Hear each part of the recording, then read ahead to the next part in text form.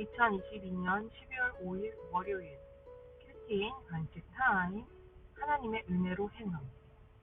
고린도후서 1장 12절에서 22절의 말씀.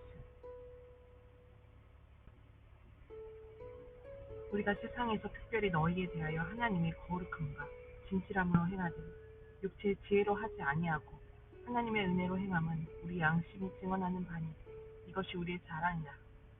오직 너희가 읽고 아는 것 외에 우리가 다른 것을 쓰지 아니하노니 너희가 완전히 알기를 내가 바라는 것이니 너희가 우리를 부분적으로 알았으나 우리 주 예수의 날에는 너희가 우리의 자랑이 되고 우리가 너희의 자랑이 되는 그것이라.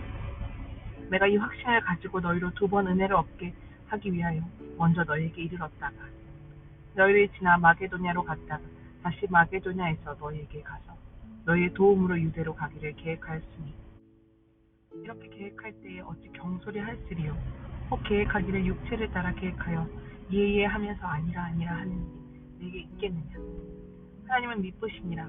우리가 너희에게 한 말은 이해하고 아니라 함이 없노라. 우리 곧 나와 실로아노와 디모데로 말미암아 너희 가운데 전파된 하나님의 아들 예수 그리스도는 이해하고 아니라 함이 되지 아니하셨으니 그에게는 예만 되었느니라. 하나님의 약속은 얼마든지 그리스도 안에서 예가 되니 그런즉 그로 말미암아 우리가 아멘하여 하나님께 영광을 돌리게 되느니라. 우리를 너희와 함께 그리스도 안에서 굳건하게 하시고 우리에게 기름을 부으신 이는 하나님이시니 그것 또한 우리에게 인치시고 보증으로 우리 마음에 성령을 주셨느니라. 본문 요약입니다. 바울은 고린도 교회에 대하여 육체의 지혜로 행하지 않고 하나님의 은혜로 행한 것이 자랑이라고 말합니다. 고린도 교회 방문 계획이 육체를 따라 한 것이 아님을 밝힙니다. 그리스도는 예가 되는데 그로 말미암아 우리가 아멘하여 하나님께 영광을 돌리게 된다고 합니다. 중보기도입니다. 학생들이 육체의 지혜가 아닌 하나님의 은혜로 행하고 말씀에 순종하여 하나님께 영광을 돌리게 하옵소서. 본문 해설입니다. 바울의 자랑은 세상에서 하나님의 거룩함과 진실함으로 행하는 것입니다. 특별히 그는 고린도 교인들에 대하여 육체의 지혜로 하지 않고 하나님의 은혜로 행한 것을 자랑으로 여깁니다. 성도의 자랑은 육체의 지혜로 세상에서 성공하는 것이 아닙니다. 오직 하나님의 은혜로 세상에서 거룩하고 진실하게 살아가야 하는 것이야말로 우리의 자랑입니다. 바울의 편지는 그의 행함처럼 진실합니다. 바울은 자신과 고린도 교회가 서로의 자랑이 된다는 것을 그들이 알기를 바랍니다. 이처럼 주님도 우리 공동체와 우리 사역자가 우리의 자랑이 되기를 바라십니다. 육체의 지혜로 하지 않고 하나님의 은혜로 행할 것은 무엇입니까? 우리의 자랑이 되는 우리 공동체와 우리 사역자가 있습니까? 바울이 고린도 교회 방문 계획을 변경하자 일부 교인들은 바울의 정직함을 의심했고 그가 경솔하다고 비난했습니다. 원래 바울의 계획은 그들을 2번 방문하는 것이었습니다. 이때 바울은 자기 육체를 따라 계획하지 않고 오히려 고린도 교인들을 2번이나 은혜를 얻게 하고자 계획했습니다. 바울은 미쁘신 하나님의 인도하심에 따라 그들에게 복음을 전했고 방문 계획을 변경합니다. 신실하신 하나님을 믿는다면 예상하지 못하게 변경된 계획도 받아들여야 합니다. 신실한 사역자의 진심을 의심하고 그 섬김을 오해하고 있지는 않습니까?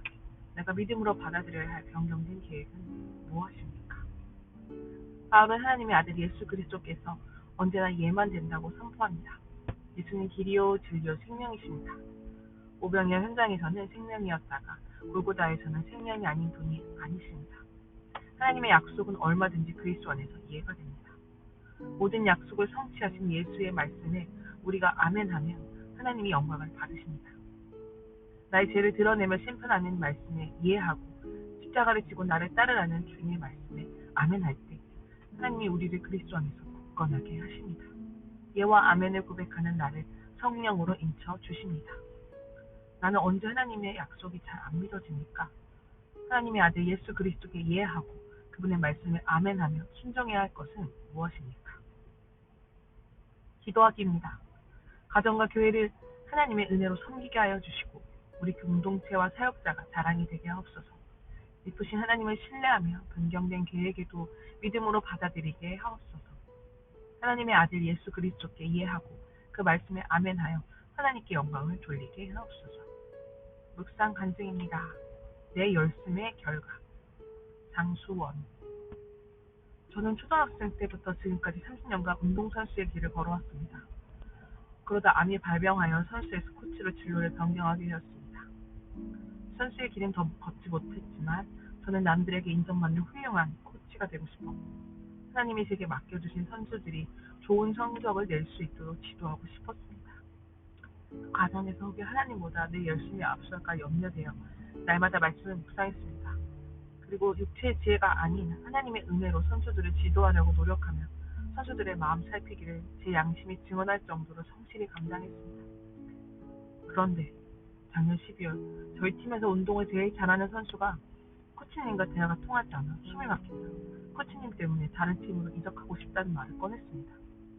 그 선수는 제가 선수일 때부터 10여 년을 함께 생활했고 그만큼 서로 잘 아는 사이였습니다.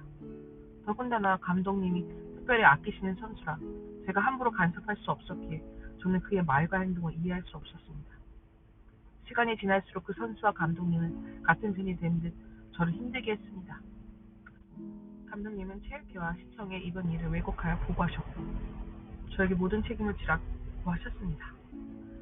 하나님이 나에게 두 번 은혜를 얻게 하시려고 이 일을 허락하신 건가라는 생각도 들었지만 말씀을 묵상해도 내 죄가 보이지 않아 답답하기만 하고 직장을 관두고 싶은 마음만 점점 커졌습니다. 그러다 말씀을 묵상하면서 100% 오르신 하나님이 이번 일을 내게 허락하실 때 어찌 경솔히 계획하셨겠나라는 생각이 들었습니다. 그리고 코치의 자리가 주는 분도 거두어 가시는 분도 하나님이심을 인정하며 예하며 엎드렸습니다. 그러자 말로만 예와 아멘을 외치고 주님이 제게 허락하신 십자가는 지기 싫어하는 저의 실체를 보게 되었습니다. 저는 현재 모든 자격을 박탈당해 막내 코치보다 낮은 위치에 있습니다. 무시와 차별을 받을 때마다 수치스럽기도 하지만 하나님이 저를 이 팀의 코치로 세워주신 것을 믿기에 주님을 신뢰하는 마음으로 지금의 환경을 받아들이고 있습니다. 오늘을 잘 살아내어 저와 같은 처지에 있는 지체들에게 해줄 말이 있기를 소망합니다. 적용하기입니다. 감독님과 선수들에게 편안하게 다가갈 수 있는 지혜를 교회 공동체에 묻겠습니다. 수치와 조롱의 환경 속에서도 제가 먼저 그만두겠다고 말하지 않겠습니다.